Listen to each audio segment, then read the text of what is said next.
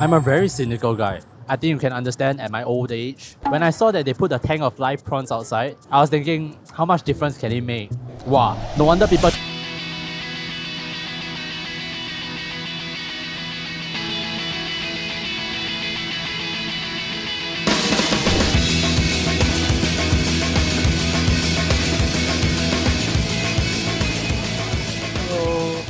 the one outside.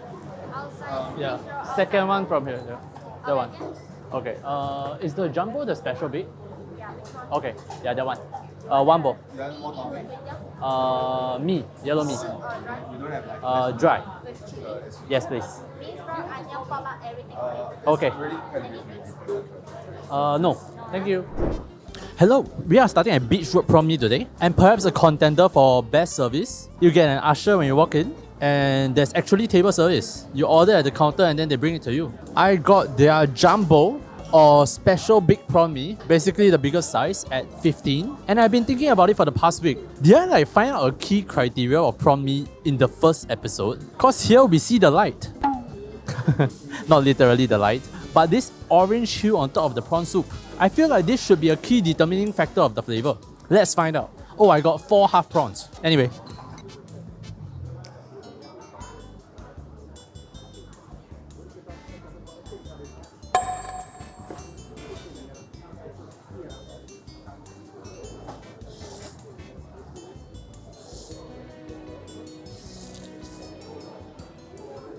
I was a little worried that bak chor mee might have spoiled me a bit. That prawn mee might not be able to step up to the high bar that bak chor mee has set. But I was worried for nothing. We got a game, boys. Some proper prawn soup. That prawn flavor, that aroma that you get from the tamale, very obvious. We talk so much about the top note. This has so much top note that if you look at the sides of the bowls, right, you can see this residue orange oil actually dripping down the sides, almost like legs on a wine glass. Freaking delicious and aromatic. I really hope that we'll have more soups like this for the series. The brown base, the almost shallot tasting soup base, is nice, but this top note really makes it pop off. And then we move on to the noodles. Nice sauce base, plenty of shallot chips and fried lard, and significantly oily, such that the flavor seems to coat your tongue for a longer period of time. You really get the fragrance of both the shallot and the oil. And I think I made a mistake, something that I've never noticed, but is prawn mee supposed to be actually spicy? A lot of things in our hawker culture are like just kidding spicy. Bak chor mee, nasi lemak, chicken rice chili. Is it that prawn mee is meant to be spicy? This is not crazily spicy, but enough that you'll feel it. And then the last is the prawns. Good size, good texture, and actually sweet. I cannot decipher whether the prawn mee is actually sweet, or that it has been cooked in a shallot base, or that some of the chili got into it, but the prawn is definitely not bland. But there is one miss. Okay, 2 rather. The first one is that somehow the prawn doesn't have the orange parts, which are more flavorful. I am not sure why. Perhaps it's the handling, perhaps it's the variant of prawn use, or perhaps it's a season thing. I'll go study some more. The second and perhaps more obvious miss is that some of the vein still remains. Now this is a bit contentious because some of you don't mind, some of you absolutely cannot take it. I raise this as a miss because this is their highlight, the jumbo prawn. I would expect the handling to be impeccable. I don't think it's too much to ask for $15. Alright, we are back on track. I'll see you guys at the next stop down the road. 一个活虾面，给我9块的，9块。吃的。谢谢 ，sorry 啊。We are now at Kallang Cantonese live prawn noodle at Old Airport Road. And before we proceed, can we just agree that everyone makes mistakes, right? The auntie just asked me what size I want, and I forgot to tell her that I want it dry. So forgivable or no? Not forgivable, I come back next week. Although I don't really want to, cause it's very yellow/brown. But I do get not just 4 prawns, but 4 live prawns. Tiger prawns at that. I don't know much about prawns, but the clear marking on the shell is obvious. Pretty decent size too. Can someone verify in the comments that $9 buys you 4 prawns? Just in case they make me a liar. Anyway, let's try this.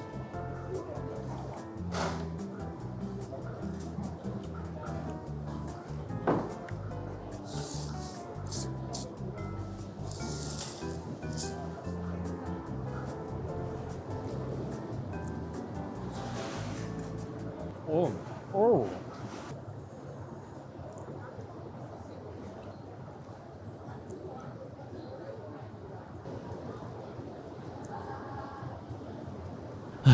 God damn it. 一个9块的活虾干的米爆。那你不是吃2碗？啊？这要吃多一碗？ 3点9块的啊。啊，9块米爆。啊，谢谢。这个有没有可以吗？好吃好吃，谢谢。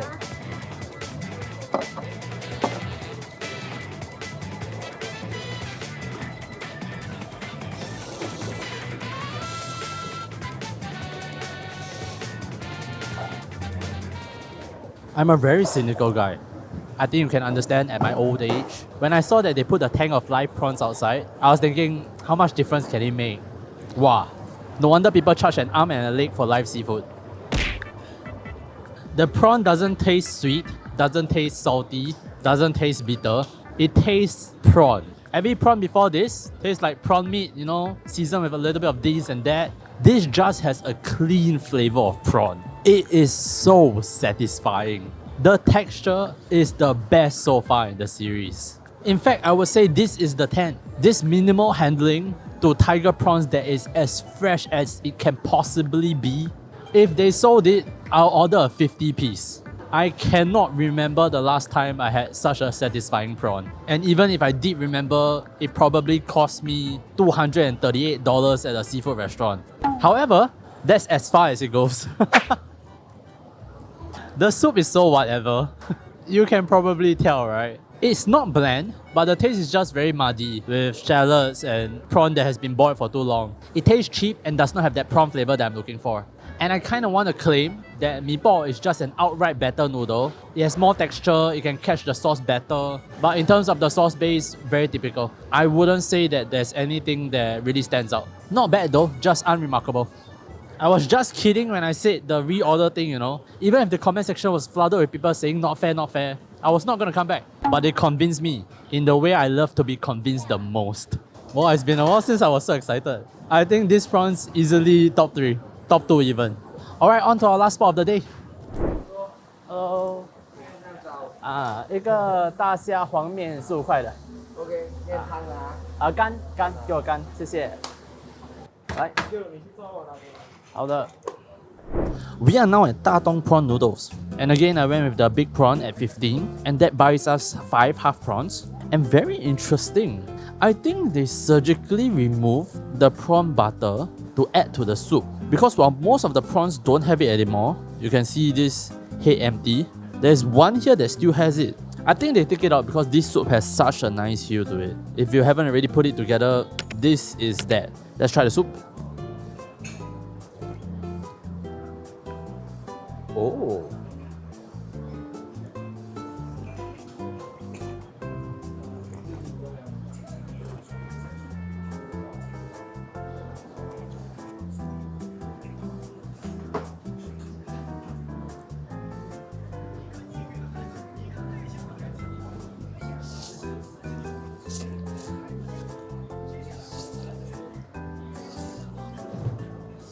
I'm so confused.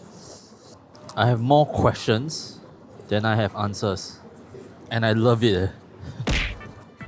The soup is phenomenal, but I don't know this taste. It is brimming with the taste of prawn, but a variant that I cannot readily identify. There is a different scent to it. I haven't done my studies yet, but if we do come back, I hope to by then be able to identify the prawns. Right now, this red tail and white legs really makes me think it's swallow, but I don't know yet. What I do know, or what I also don't know, is this flavor of the soup. It is not just the top note, even the bottom tastes different. You can see the bowl, right?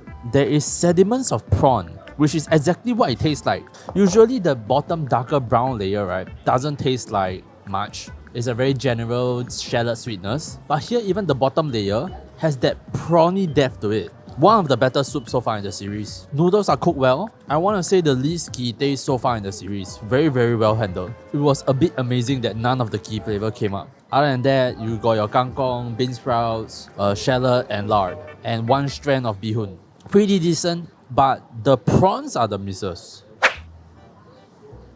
The prawns taste great, but it is mushy. I think especially so coming from the last place. And I said something like, this is my preferred way of serving prawn early on in this series when I had 545. I take that back. Having the live prawns just now made me realize that if you halve the prawns like this, you are disrupting the muscle fibers. You are effectively tenderizing it. And that is also important for the snap of the prawns. Prawns is not something that you have to think about tenderizing. It's not like pork chops or, beef brisket. I think that cut down the middle is rather costly, even if it makes it more convenient to eat. There's of course other ways to think about this, like how the shell retains moisture during the cooking process, how it protects the meat from direct heat so that it doesn't denature too aggressively, which is, I want to say, what is happening right here. Either that or just simply cooking time. I think cooking it whole with the shell still intact gives the highest chance of a perfectly cooked prawn. Still tastes great though. I really have to go and train up on my prawn knowledge. This prawn doesn't taste the same as any we have had so far.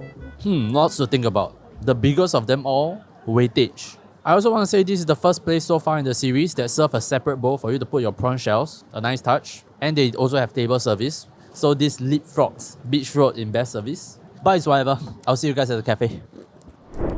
We are now at Beehole Coffee at some back street of Joo Chiat. Does that make me a backstreet boy? It's just so bad. A backstreet boy with an iced peanut butter latte. This place is vibes though. Damn, I think I need one more. It's like 3 of my favorite things in one cup. Coffee, peanut butter, and being treated coldly. Anyway, when I left Beach Road just now, 2 people talked to me. One guy, Wesley, told me something I have never heard before. Hey, are you Eldrick? I follow you on Instagram. Instagram? Of the people who have watched 10 or more of my videos, half of you aren't even subscribed to this channel, much less my Instagram. So shout out to Wesley for taking one of my first times.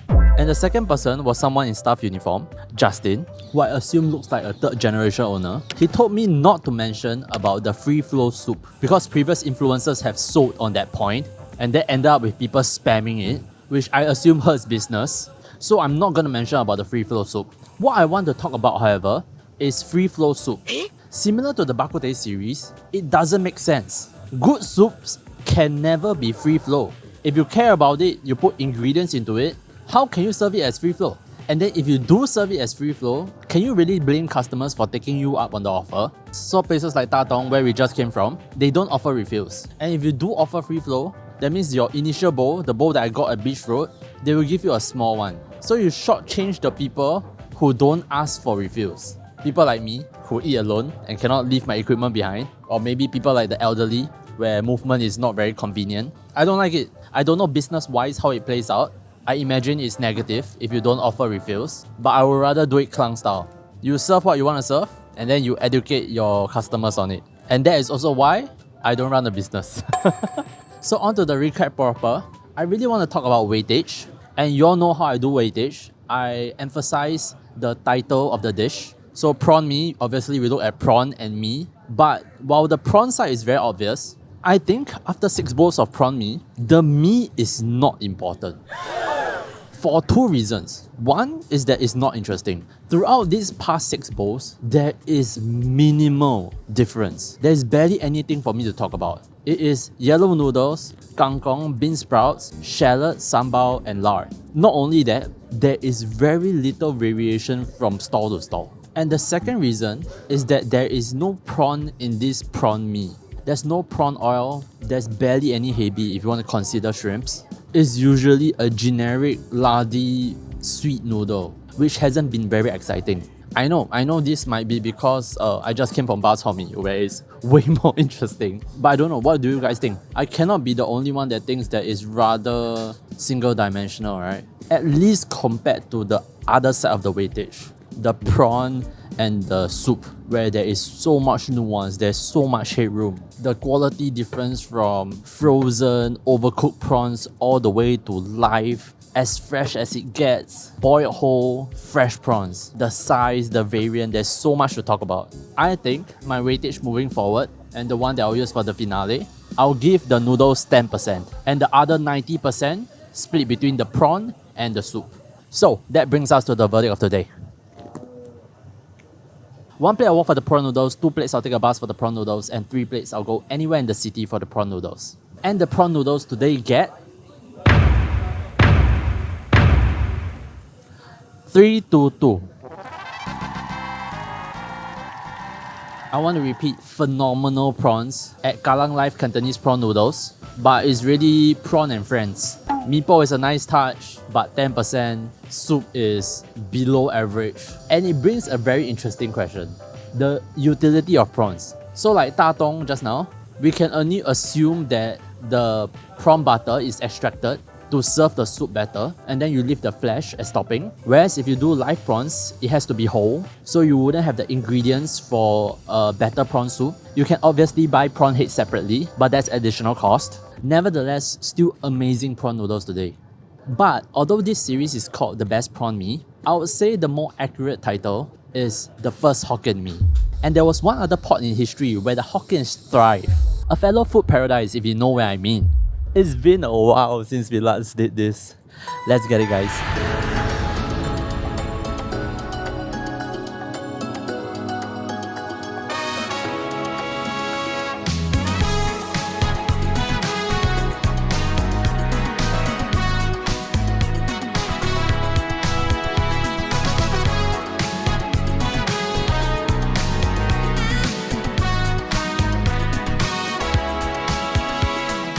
We are now in Penang, the food paradise of Malaysia, and a culinary cousin of Singapore in many ways. Char kway teow, laksa, mee jiang kueh or apam balik, nasi kandar or kari peng, and of course, hae mee.